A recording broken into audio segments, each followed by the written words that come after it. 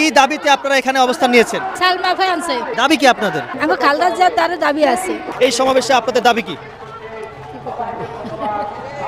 কি দাবিতে এখানে আপনারা অবস্থান নিয়েছেন? আমি নিজেও বলতে পারলাম না। আসলে ঘরে ঢুকতে পারবে না, আমরা লয়ে বসে বড় ভাইরা। আপনাদের দাবি কি? আমরা এই মুহূর্তে আছি জাতীয় নাগরিক পার্টির যে বিক্ষোভ সমাবেশ, সেই বিক্ষোভ সমাবেশে এখানে আমরা গতকালকে এনসিপির যে মহাসমাবেশ দেখছিলাম, মানে 2রা মে আওয়ামী লীগ নিষিদ্ধের দাবিতে। তো দুষ্ট কিছু ইউটিউবার আছে, মানে নিউজ কম করে পাবলিককে প্রশ্ন বেশি জিগায়। তো এরকম কিছু ইউটিউবার আপনার যারা এই সমাবেশে, বিশেষ করে আমাদের মহিলারা আসছিল, তাদের অনেককে প্রশ্ন করছিল আপনার দাবি কি? খালেদা জিয়া জানেই না কই আছে, আপনি কই আইছেন? আমরা কইছি আইতো, আমরা আইছি।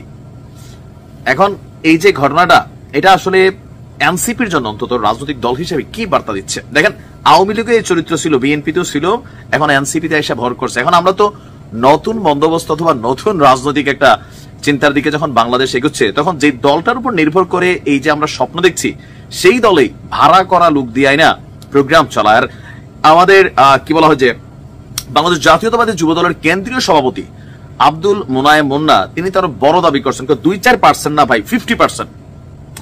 জাতীয় নাগরিক পার্টির শুক্রবারের যে সমাবেশ ছিল, সেখানে অর্ধেক লোকই ছিল ভাড়া করা। কথা কিন্তু সত্য, অর্ধেক না হোক কাছাকাছি লেভেলের হবেই হবে। কারণ কি, মানে বুঝাইতে চাইছে যে আমাদের অনেক জনসমর্থন আছে। এই টাকা বাচ্চু দিচ্ছে, কেন বাচ্চু দিচ্ছে, আর শামসুরা কেন এটাকে বন্টন করছে, প্রশ্ন এখানে আসে। আবার আজকে দুপুরে নগরের একটি হোটেলে বিএনপি, যুবদল, স্বেচ্ছাসেবক দল যৌথ সভায়, ছাত্রদল যৌথ সভায় একটা করা হয়। সেখানে তার অভিযোগ ছিল যে ওই সমাবেশে সব মিলিয়ে 1000-এর মতো লোক হয়েছে। আমার ধারণা 1-1.5 বেশি হবে না। তবে এর মধ্যে অর্ধেক লোক ছিল ভাড়া করা ভদ্র মহিলা। তারা নিজেদেরকে এত মেধাবী এবং তারুণ্যদীপ্ত দাবি করেন, তাদের সমাবেশ দেখে কি তারুণ্যদীপ্ত মনে হয়েছে? না, কোনোভাবেই মনে হয় নাই। কারুর বয়স 13, কারুর বয়স আবার 70। তবে তারুণ্য, বৃদ্ধা সবাইকে নিয়ে আগায় যেতে চায় সম্ভবত। মুন্নার বক্তব্য, আপনার রেলওয়ে সংস্কারে 3 জন ছাত্র প্রতিনিধিকে যুক্ত করা হয়েছে। তারা প্রতিনিধি হওয়ার পর বন্ধু বান্ধব নিয়ে ট্রেন ভ্রমণ করছে, তারা একটা পিকনিকের আমেজে আছে। কথা কিন্তু সত্য। আমাদের এনসিপিতে যে পোলাপানগুলো আছে সব খালি দৌড় দিয়ে নির্বাচন, এই ইনকিলাব মঞ্চ, রক্ত বলে দিয়ে বেহস হয়ে যাবে। বাবা তোর রক্ত তুলা দেয়, এবার পাবলিকের রক্ত তো অনেক খাইছো, খাইয়া গাড়ি বাড়ি পয়সা কামাচ্ছ। দেখেন, এরকম রক্ত দেওয়ার কথা বাঙালি লাভ দিয়ে যে নিজেরা রক্ত দিয়া ফেলে। দেওয়ার পরে কি হয়, আলোচনায় থাকে পরিবারেরও দাওয়াত দেন। আবু সাইদের বাবার বক্তব্য দেখেন, আমরা দলিল নিয়ে কথা বলি। অনেক পরিবারের দাবি, রিক্সা বেচা চিকিৎসা করছে, চিকিৎসা ছাড়া মরে গেছে। মানে ভূমিকা কি ছিল? অনেক পোলাপান চিকিৎসা পাচ্ছে না, আবার বলা হচ্ছে আহত লীগ, নানান ঘটনা কিন্তু দেখছি।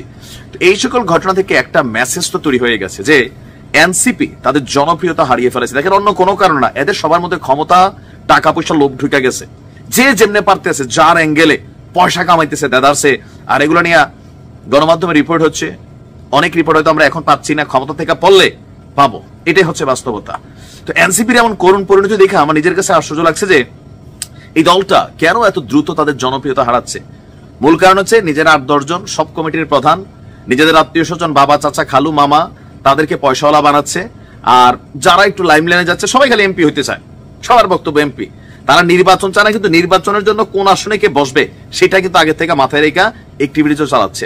আপনারা যদি বাংলাদেশকে পরিবর্তনের জায়গায় নিতে চান, প্রথমত এই যে এমপি ইলেকশন, এমপি হোমো, এলাকার মধ্যে গাড়ি টাড়ি বহটর, ভাই এগুলো মানুষ পছন্দ করেন। আপনাদের কাছে সংস্কার চাইছে, পরিবর্তন চাইছে। তো পরিবর্তনটা কিসের বার্তা দিচ্ছেন? ভাড়া করা লোক দিয়ে না সমাবেশ করে আপনি কি বোঝাতে চাইলেন? 50 জনই থাকতো, বাট রিয়েল ক্যারেক্টার থাকতো, বলতেন যে আমাদের এই 50 জন অরিজিনাল। কিন্তু এটা তো করতে পারেন নাই। এনসিপি নেতাদের অনেক সতর্ক হতে হবে। এমন কোনো কিছু করা যাবে না মিডিয়ার এই যুগে যে নিজেদের মুখোশটা খুলে যায়, যে ভাড়া করা লোক দিয়ে না আপনারা প্রোগ্রাম চালান। বিএনপির এই দাবি শতভাগ যৌক্তিক। ভালো থাকুন।